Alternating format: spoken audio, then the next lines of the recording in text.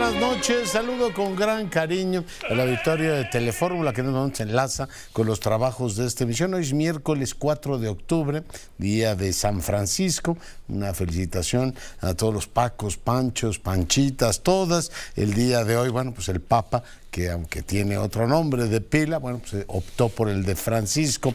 Hoy pues recordamos todos a ese santo tan carismático, ese santo que marca pues no solamente el pensamiento cristiano, católico, sino pensamiento mucho más amplio, San Francisco de Asís. Bueno, dejo ese tema y le comento que el secretario Blinken llegó a México. La canciller Bárcena se reunió con él, también los cancilleres de Colombia y Panamá. Le comento que viene, además de Blinken, Merrick Garland, viene Alejandro Mayorkas y viene Sherwood Randall, ya una vieja conocida del gobierno de la República. La tenemos pues con mucha frecuencia aquí en Presidencia de la República, revisando los avances que tiene México en materia de fentanilo. Platicaremos, por supuesto, del tema. Importante reunión en Palacio Nacional a partir de mañana. Blinken le decía, va a ver al presidente y se van a despachar los temas más relevantes de la agenda de alto nivel en materia de seguridad. Hoy el presidente recibió a Slim y ejecutivos de Televisa en Palacio Nacional, una comida larga, una comida de 3 horas. Se les vio salir del recinto donde vive y despacha el presidente. La secretaria Lucia María Alcalde compareció ante diputados. Le voy a tener la crónica. El presidente acusó al INE de atentar contra su libertad de expresión, imagínense, por decirle que tiene que quitar su postdata. Eso sí, aprovechó para leerla hoy y entrar directamente a hablar de que pues ya no les va a llamar conservadores, sino reaccionarios. Así directamente. Le comento que David Aguilar Romero fue nombrado nuevo titular de la Profeco. La Suprema Corte desechó la controversia constitucional interpuesta por Chihuahua por el tema de los libros. En un momento más iremos hasta aquella entidad. La Fiscalía de Jalisco detuvo un segundo individuo presuntamente vinculado con la desaparición de los 5 jóvenes en Lagos de Moreno. El tribunal ordena al INE cambiar la fecha de inicio de las precampañas. La ubica en la 3ª semana de noviembre. Xochitl Gálvez se reunió con el Comité de Ética de la Facultad de Ingeniería de la UNAM, aseguró que puede probar todo lo que sabe. Hoy aparece una encuesta en el Universal que ubica a Claudia Sheinbaum en 50 puntos de intención de votos frente a 20 puntos de Xochitl Gálvez. Samuel García, que aparece en 3er lugar, anunciará hasta noviembre si deja o no su cargo para buscar la candidatura presidencial. Vamos a una breve pausa, estamos de regreso en un instante. Espectacular en materia de premios Nobel, siempre ganan los mismos países en estas materias, ¿no? Física, química, medicina, pero en prácticamente todas han colado un nacional de Francia. Veo que Moungi Bawendi nació en París, en 1961, Louis Bruce en Cleveland, en Ohio. Usted sabe que bueno, en Estados Unidos arrasan premios Nobel, menos mal que somos vecinos de un país que dedica buena parte de su tiempo y buena parte de sus esfuerzos a la ciencia, tecnología, inventar cosas que después nos caen de este lado, ¿no? Nuestros vecinos inventan teléfonos celulares, aviones, vacunas que nos permiten tener una vida diferente. Y Alexei Ekimov, nacido en la antigua Unión Soviética, bueno, pues actualmente es Rusia, naturalmente. Él vive, sin embargo, en Nueva York, allá en los Estados Unidos. Vamos con más información de este Premio Nobel de Química.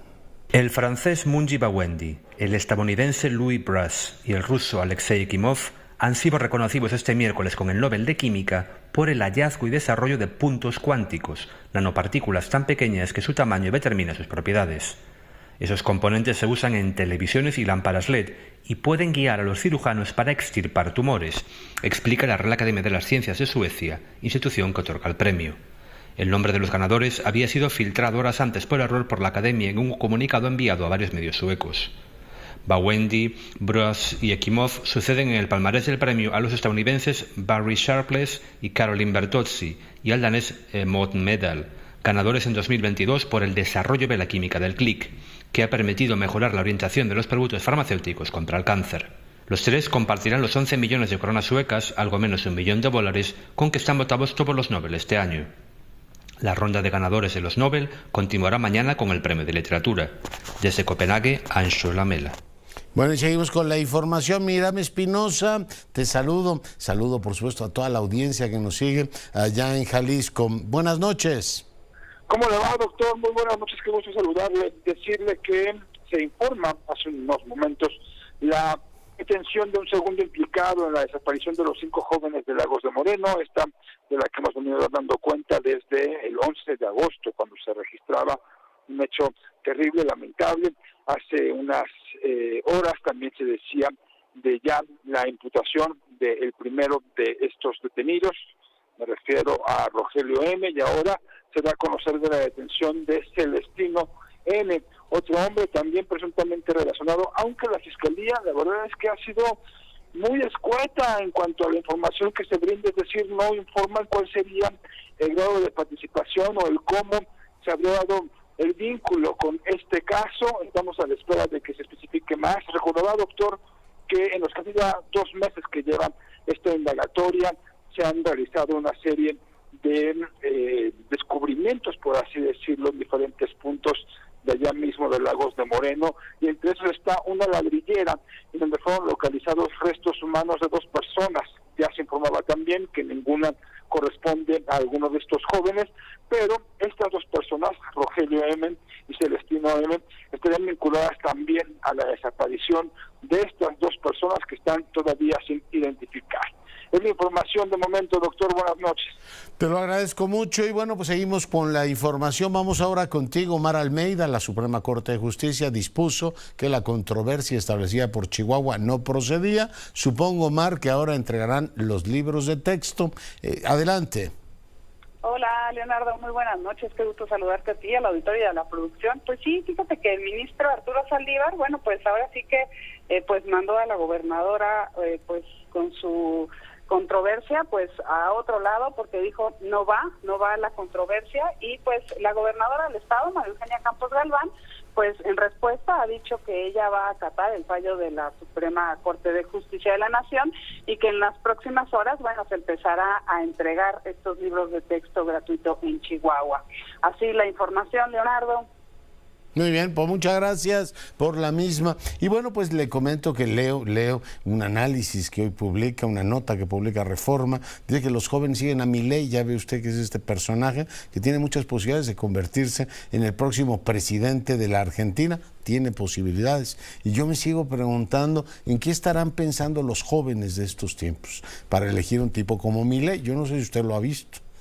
Uno de estos hipersimplificadores. Claro, cuando uno está bajo el efecto de unos hipersimplificadores, siempre tiende uno a ver que los otros están en un error y no necesariamente uno. Pero me sorprende oír a un individuo tan extraordinariamente limitado en términos conceptuales, una presencia además escénica casi alterada. Pero bueno, a los jóvenes les gusta y se sigue uno preguntando, ¿estarán pensando políticamente los jóvenes de Argentina para tener en ese personaje cifradas sus esperanzas de un mejor mundo? Pero bueno, es asunto de ellos, es su voto, será su presidente y será su decisión, de la cual pues naturalmente ellos vivirán las consecuencias. Saludo ahora al abogado. Ayer hablé con el antropólogo, el señor Lomnitz era efectivamente la otra parte de la mancuerna del abogado José Ramón Cosío. Hoy lo tengo. Los debía haber juntado, José Ramón, haberlo pensado mejor. ¿Cómo estás? Buenas noches.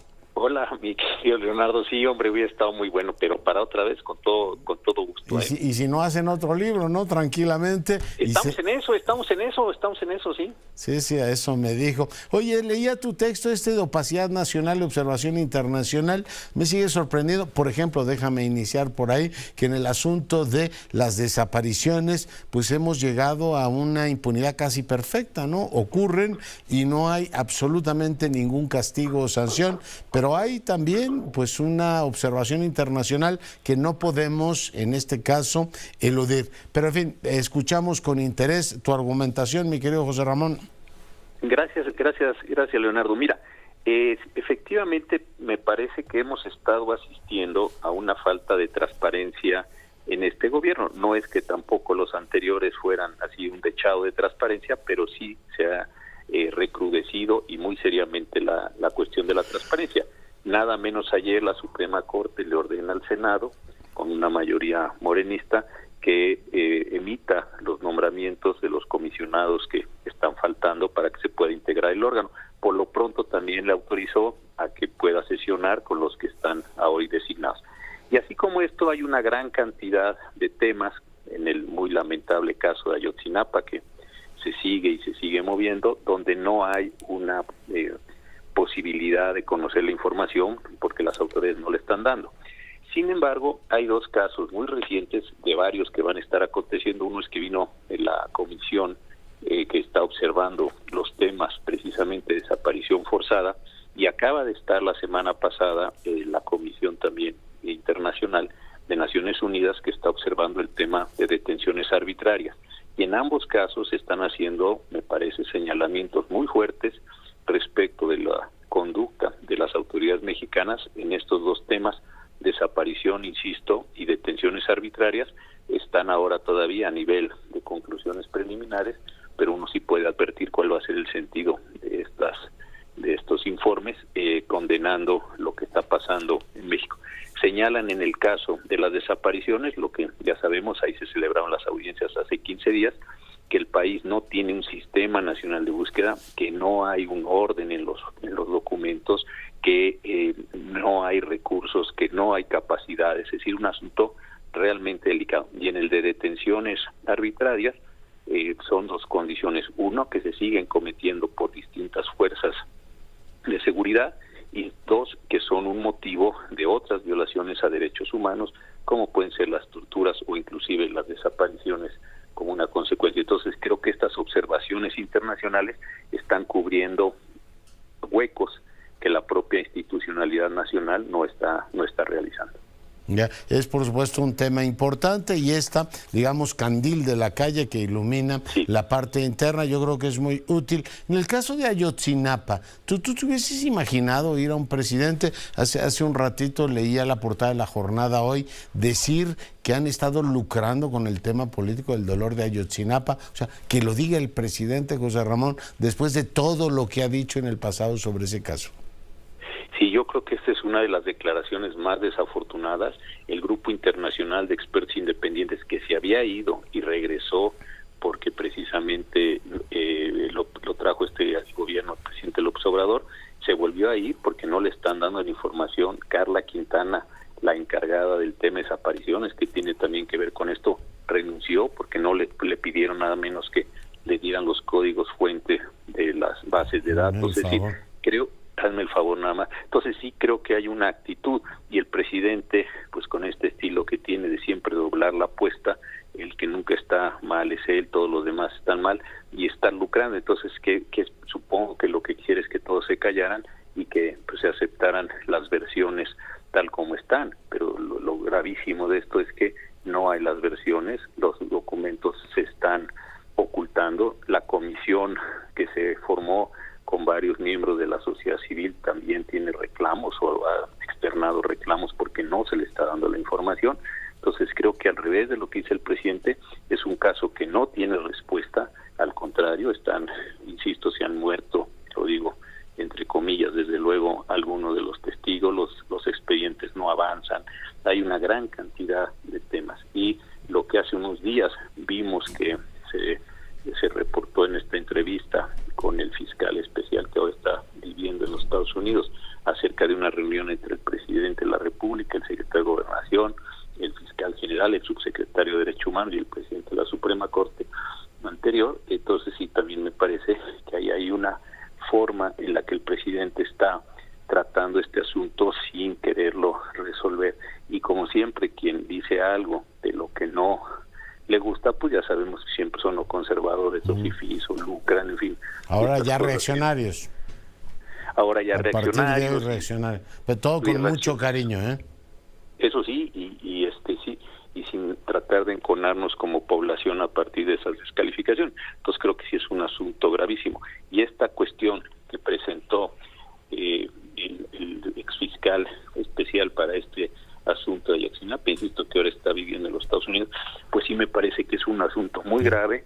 El presidente no lo ha contestado, no ha dicho por qué estaban reunidas esas personas, si es verdad lo que se dijo en la entrevista, si no, en fin, ese me parece que sí es un hueco informativo muy, muy grande que tendría que estarse resolviendo, porque pues ahí, si de ser cierta la entrevista, que lo han reproducido varios medios en Animal Político, sí, algunos otros colegas tuyos lo han estado haciendo, sí creo que es un señalamiento muy severo, porque en caso de ser así, pues sí hay, como dice el propio presidente, pareciera una operación de Estado para tratar de descarrilar lo poco que se había avanzado en esta investigación. Ya.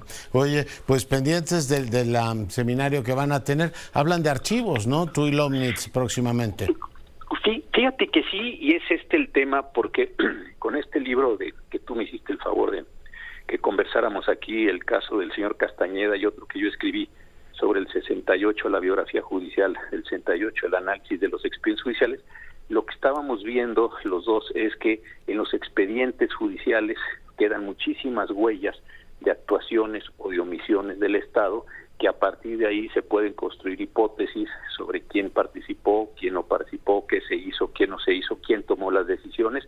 Él desde luego lo está trabajando en este magnífico desarrollo que tiene sobre el tema de las desapariciones, en particular en el estado de Zacatecas, pero creo que ver los expedientes judiciales no solo por la información judicial en sí misma, sino por las pistas que pueden dar sobre actuaciones, insisto, u omisiones de las autoridades, sí es una beta muy rica que estamos tratando de explorar en distintos contextos, querido Leonardo. Muy bien, pues te mando un abrazo, José Ramón, muchas gracias por tu comentario. Gracias.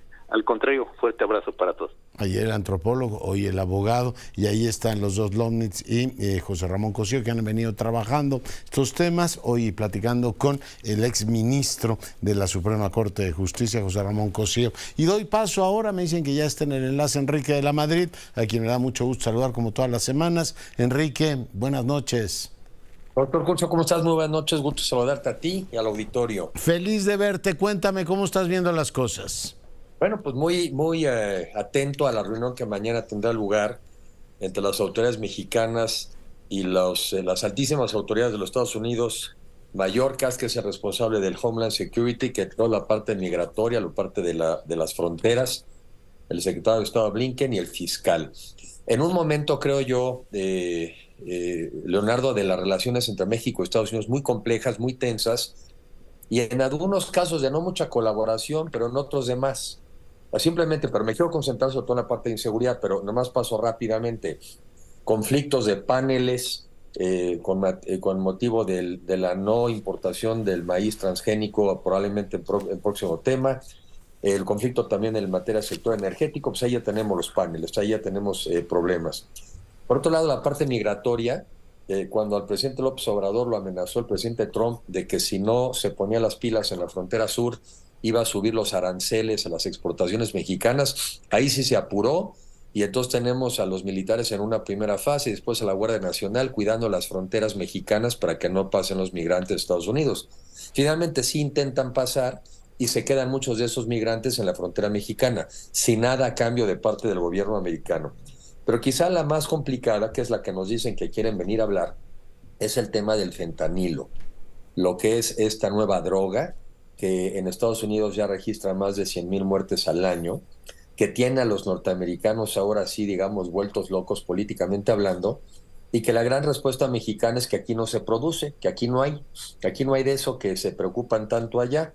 Pero ya dijeron los americanos, y qué bueno que ya actúan así, ya nos dicen a qué vienen, porque muchas veces lo único que después pasaba de las reuniones es que nos enterábamos de la versión mexicana de que la relación es estupenda, de que el trato es buenísimo, de que nunca ha habido tanta colaboración, pero ya nos vinieron a decir que están preocupados del fentanilo, nos vinieron a decir que están preocupados de los carteles, ¿sí? Ellos sí hablan de los carteles así abiertamente en México, y yo creo que ese es un tema que realmente está haciendo crisis, porque en la política norteamericana cada vez son más las personas que dicen que ya hay que declarar a los carteles mexicanos como grupos terroristas, para que ellos entonces tengan la oportunidad de aplicar de manera extraterritorial las leyes americanas y poderse eventualmente meter, si quieren, al territorio mexicano.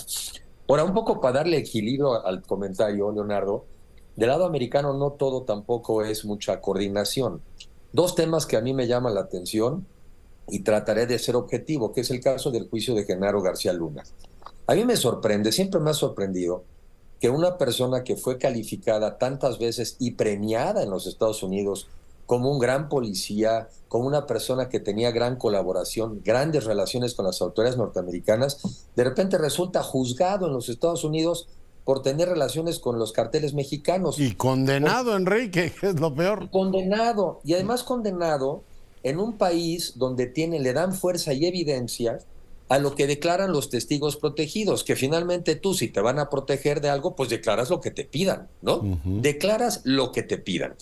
Entonces a mí me parece muy dudoso este juicio en los Estados Unidos, porque, caray, los americanos no tienen un servicio de inteligencia como para haber sabido con tiempo que este funcionario de altísimo nivel en México estaba metido con los carteles. Yo tengo mis dudas. Esa es una. Dos, y voy a decir para dónde va mi comentario.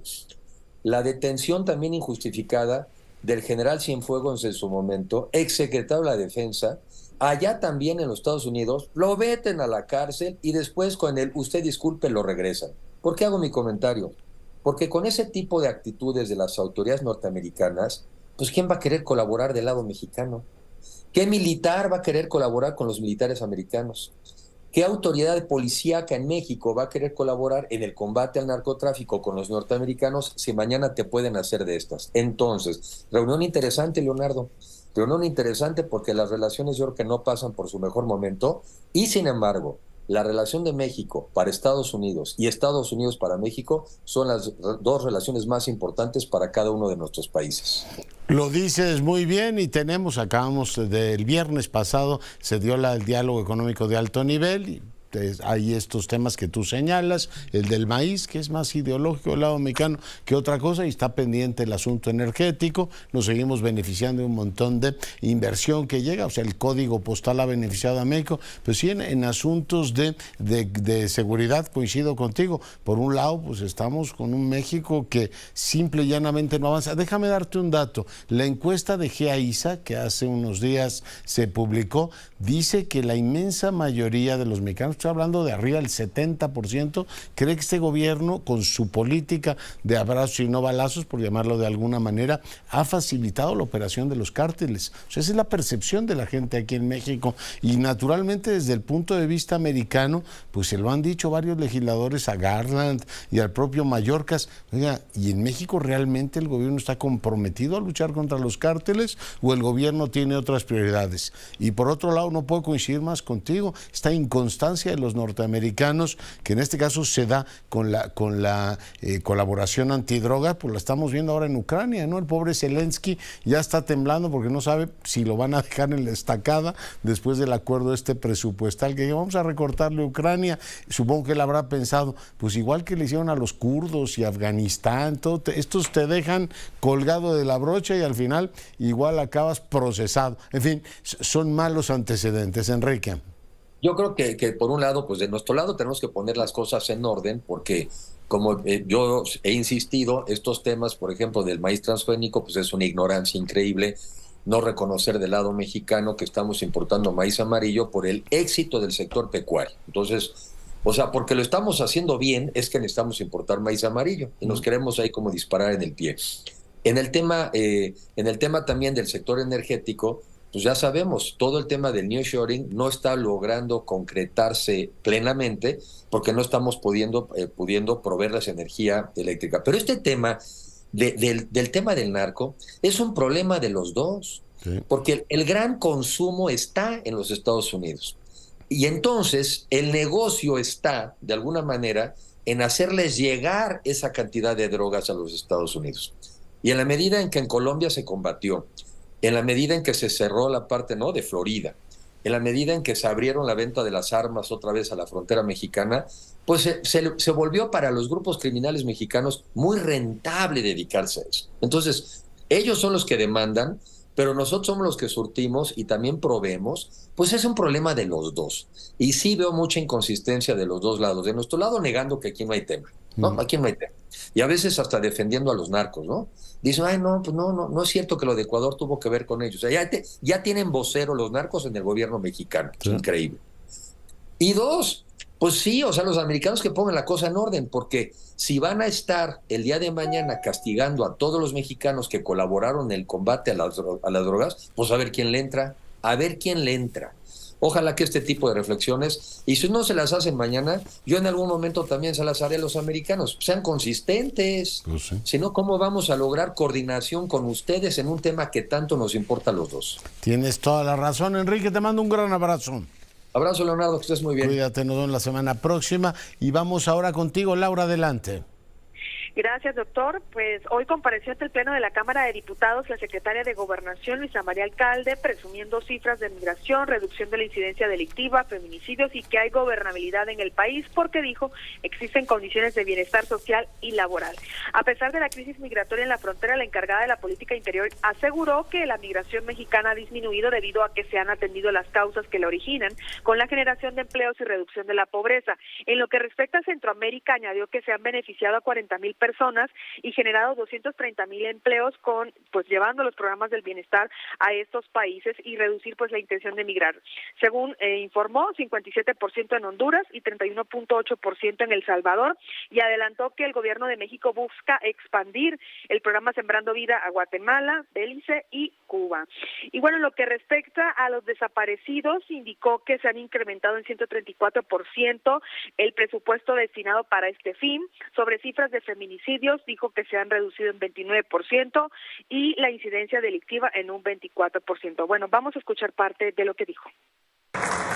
Estamos atendiendo directamente las causas que obligan a la gente a abandonar sus comunidades, como la pobreza, la desigualdad, la violencia, para que migrar sea una opción y no una necesidad. Si bien la migración mexicana a los Estados Unidos ha venido disminuyendo gracias a la reducción de la pobreza y también a que existen mejores oportunidades de empleo y bienestar en nuestro país, seguimos siendo el mayor corredor migratorio del mundo ante el aumento del flujo migratorio de tránsito y destino.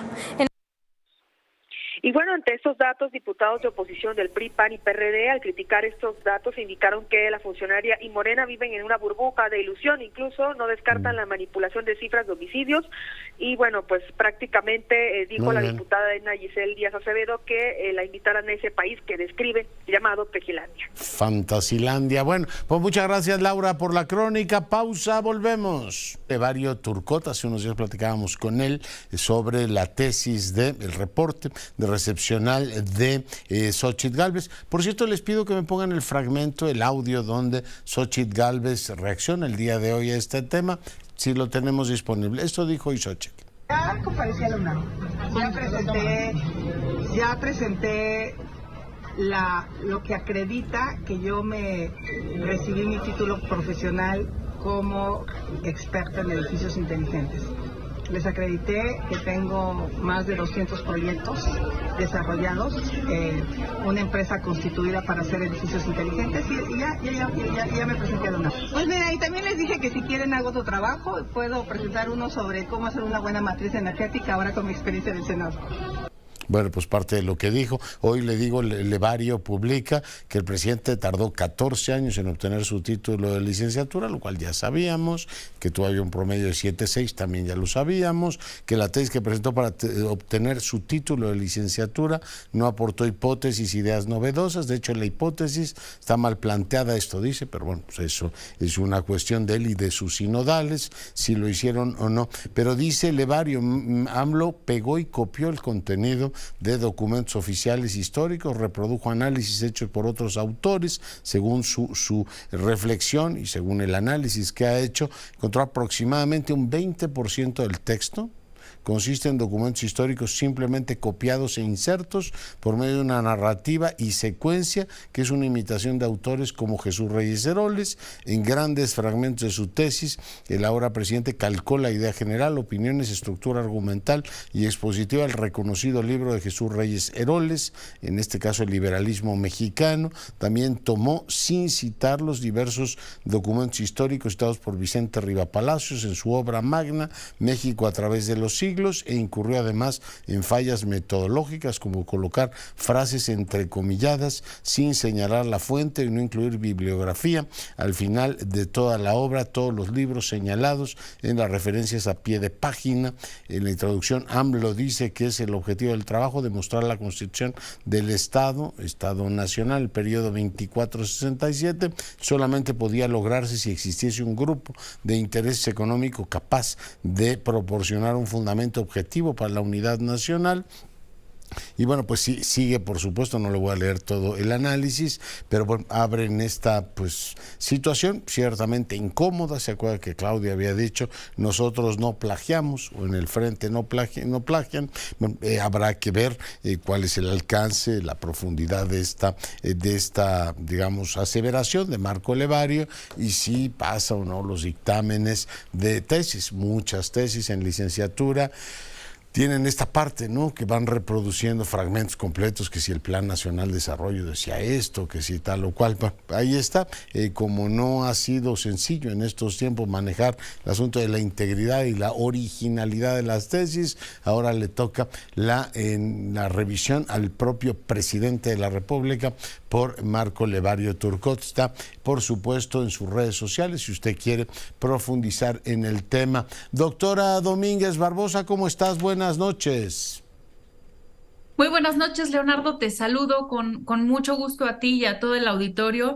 Escuchándote me recuerda a mis tiempos en el Instituto Karolinska, famoso por el anuncio del Premio Nobel, porque teníamos justamente un estricto régimen para el plagio, antiplagio. Y me llama la atención todo esto que está sucediendo cuando no nada más se trata de fines políticos, sino también de ir más allá en la crisis educativa, y ves que nos toca por todos lados. Entonces, nada más una reflexión al respecto. Mes de octubre, Leonardo, mes de importante concientización sobre el cáncer de mama y sobre todo de lucha contra el cáncer de mama. Recordemos que en México es la causa número 3 de muerte en mujeres arriba de los 20 años de edad y la primer causa de muerte arriba de los 30 años de edad en mujeres, pero no es nada más exclusiva de mujeres, también puede afectar a los hombres en una menor incidencia. Estamos hablando de 0.4 por cada 100,000 habitantes varones, pero finalmente es una enfermedad catastrófica que afecta no nada más al paciente propiamente en sí, sino a todo su entorno familiar, social, laboral, los quiebra realmente, sobre todo en Latinoamérica, en donde del diagnóstico al tratamiento y del tratamiento al seguimiento pueden pasar literalmente años, no solo por una falta de accesibilidad a los medios, sino también por falta de material y de personal capacitado en este sentido.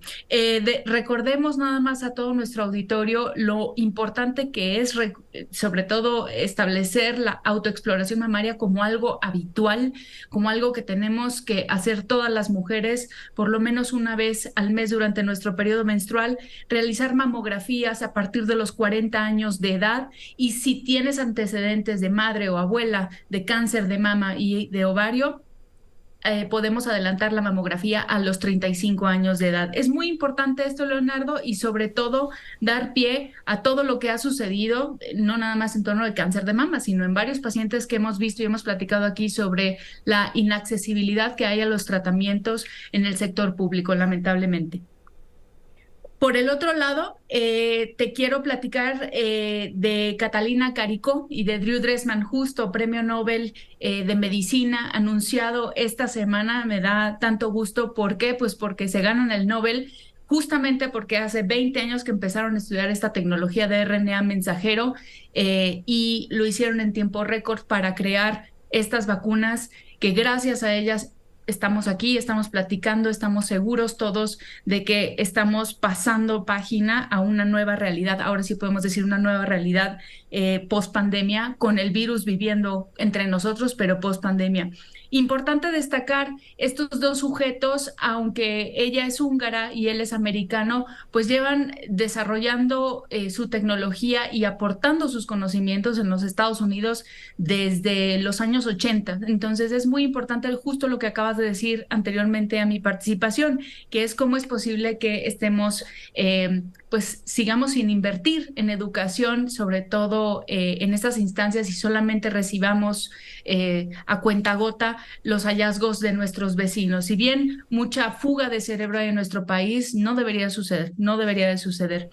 Y si me das autorización, nada más me cuelo tantito con todo esto que ha sido el rollo de la simicosis, la famosa infestación por chinches que hay en la UNAM y en varias partes. ¿Qué es lo que es importante? No se me espanten, por favor. Realmente es poco probable que esto se asocie a una enfermedad sistémica, es decir, que les pueda afectar o dar otro tipo de infección mucho más grave. Lo que sí es importante es que sepan que es muy difícil deshacerse de una infestación de este tipo cuando es en casa, porque pues básicamente la mayoría de las veces tienen que terminar tirando los colchones o cambiándolos, porque las terapias térmicas pues son muy poco eficientes en ese sentido.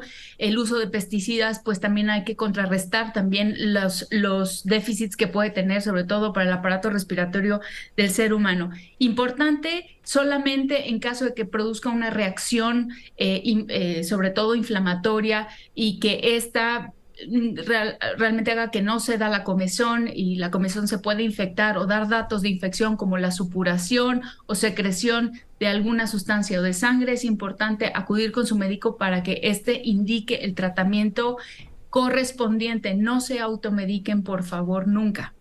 Yeah. Oye, pues tomamos nota, mi querida doctora, y te agradezco muchísimo que hayas estado esta noche con nosotros. Estén muy bien, cuídense mucho.